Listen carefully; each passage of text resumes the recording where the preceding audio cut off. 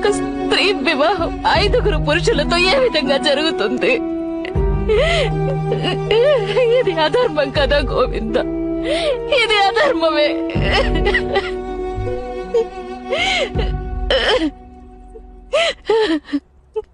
మరి నీవి అధర్మ నిర్ణయాన్ని ఎందుకు తీసుకున్నావు ద్రౌపది?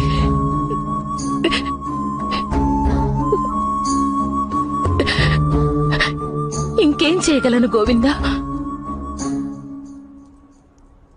కుంతి మాత 4 పుత్రులను ఏ విధంగా సన్యాసం తీసుకొనివ్వగలను?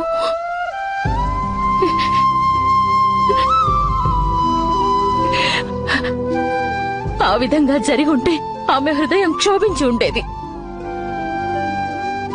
ఆమె నా తృప్తి కోసం నా ముందు తన కన్నీటిని కూడా దిగమింగుకుంది.